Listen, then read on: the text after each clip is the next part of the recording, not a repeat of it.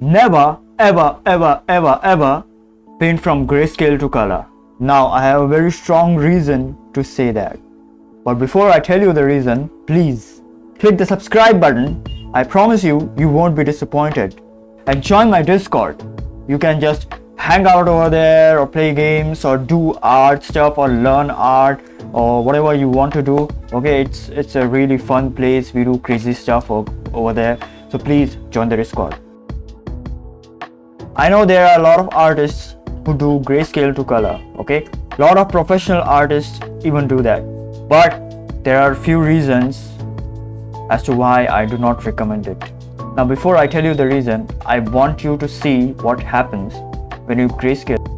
This is Sakura from Naruto, and this is a painting that I did some time ago. So I'm gonna try and color her. Her shirt is red. I've put a layer on top of the grayscale to overlay.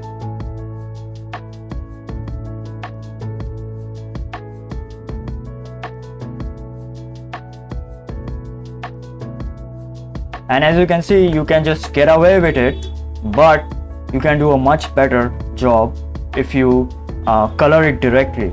This one over here, I have colored it directly, and as you can see, this is a much better job. So let's say if I want to have this blue onto her face, I have to maybe create another layer and just paint on top of it, or I can just paint it directly, but it is still not having the same effect as if you would directly color it. And let's say if I want to have any sort of lighting from this side, so let's say a blue light, all right, the value of that light changes if I go to another colors. So it's not grounded to reality. That is what I'm saying. Okay, it looks good, don't get me wrong, it looks good, but still it looks kind of artificial, and this looks much better because I have painted it directly. Okay, so coming back to why we should not grayscale to color, there are a few reasons for that. Number one, you cannot express your colors more effectively, thus losing the vibrancy and the variation of color. Also, it makes the colors artificial. So as you can see, it looks artificial. Okay, so it doesn't look natural. Second point, if you paint like this, you will be unable to learn colors effectively. Okay, so let's say someone asks you, okay, I want a pink color on her hair or a green color on her hair. So normally people would just take a pink color and just paint it onto the hair. Okay, but while doing from grayscale to color, you can't just pick that pink color. All right, you have to choose a more saturated color, then apply an overlay layer and then just paint it on top. Okay, which creates a lot of problems. So your understanding of color becomes very false. Okay, very untrue, because colors do not work like that naturally. Third point, takes too much time. Okay, so of course it's an extra step towards coloring. You cannot just sketch and just directly paint while you're going from grayscale to color. Okay, you have to first do the grayscale, and then you have to paint on top of that using layer modes. All right, so it's an extra step. It's literally a useless step in my opinion. At least it would be much faster if you just sketch and directly color it. Okay, hassle of using different layer or brush modes. Layer modes and brush modes is a lot of hassle. Okay, so you have to create different layers for each layer mode, and you have to just guess if that color gets right, the hue that you have picked gets painted right, just looks right. All right, you have to keep guessing which hue I should pick, which value I should pick, so that it looks better on that overlay or multiply or glow mode or color dodge mode or whatever you are using. Okay, so it's not fun at all. You have to be too technical of that.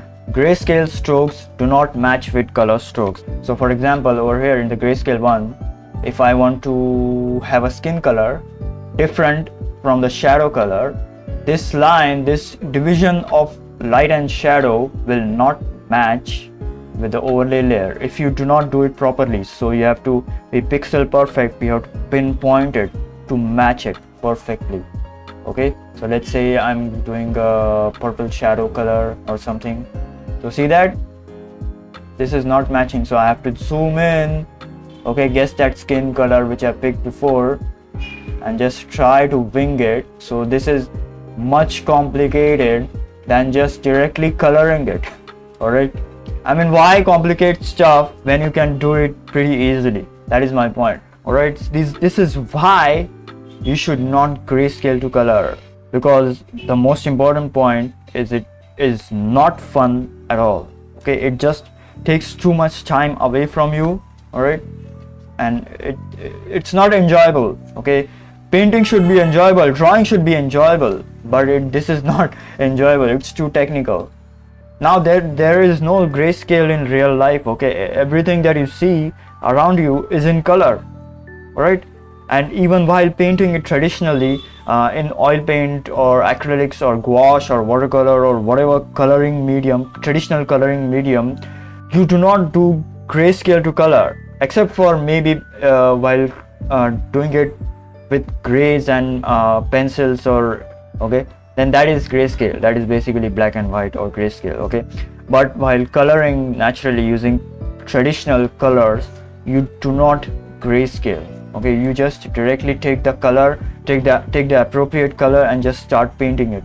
Now, how do you color directly? Okay, now I know that there are people who are scared of coloring directly, like I would just mess it up and I would just make the painting dirty and all that kind of stuff. Okay, for that, overcoming your fears, you have to just start. All right, you have to just start coloring. Start small and then slowly you go big. So start small first with a cube. Okay, with lots of cubes. All right, and then just color it. Simplify it to only two values, light and dark.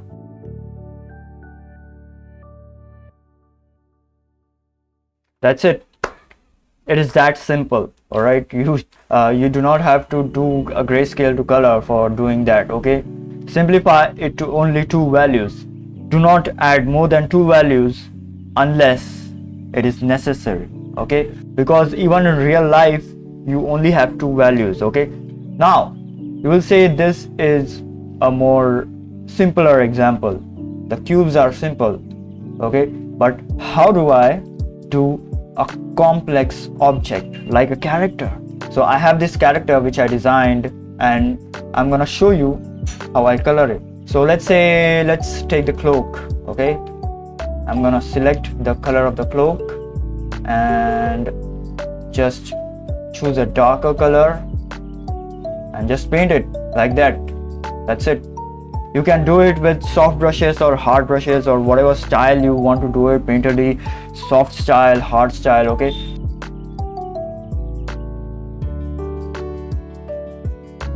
so let's say you want to do soft brush style. Okay, so you just take your soft brush and just color it.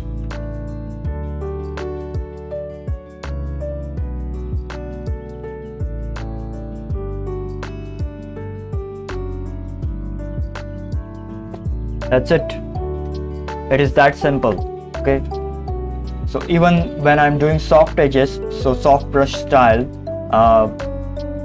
I'm still keeping the values to only two values. Okay, now let's say if I want to add another value. So let's say if I want to add a rim light which is coming from behind him. Okay, I can still do that. Okay, and for your convenience, I'm gonna still use a soft brush for doing that. So let's say if there is a yellow light coming from behind,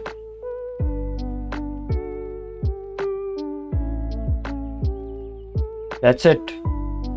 It is that simple, and this is fun. Okay, then I can just add more color variations to this. Look at this. Okay, I can add so many color variations with my soft brush or hard brush or whatever brush that I want to. Now the same thing gets very complicated while you are doing grayscale to color. Alright, while you're using layer modes, because you have to guess a lot of things. Okay, it gets too complicated, the layers become like too crazy. Alright, so that is why it is not fun to do grayscale to color, and I do not recommend it. Plus you do not learn the colors effectively. Okay, you wouldn't know which color you should apply to for achieving color vibration or color variation in one color. Okay, so here I have applied a magenta color to the red because it is so close to the red. Okay, so you wouldn't know how to do that if you are using layer modes, or if you're painting from grayscale to color.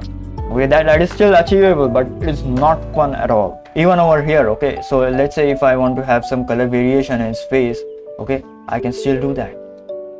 I can still have that. Okay, so look at it. Look at him. Look at him. Look at him go. I can still have that. Okay, and you can definitely have that in while doing that different thing. Okay, while doing grayscale to color, but it is much harder to achieve it in that. Anyways, that's about it. This is why you should never paint from grayscale to color. Okay, now let's say if you want to check your values in grayscale, okay, while coloring directly, what you can do is create a layer on top of the painting or your color layer. Okay, fill it completely with either black or white, then put that layer on the color layer mode, and voila, you have a grayscale of your painting. Okay, then you can see if the colors that you put are in proper values or not. Alright, that's it. I hope you enjoyed the video. I hope you found it useful. If you do find it useful, please subscribe.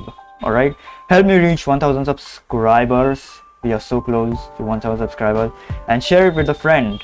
Okay, a friend who has need to learn colors. Alright, and there are a lot of videos coming, and I'm so back. I have been away for like 1 or 2 months, okay, because I have been working on my character design concept art portfolio, okay, which I have kept as a backup to YouTube. Okay, and so yeah, so until next time, I'll see you later. Bye.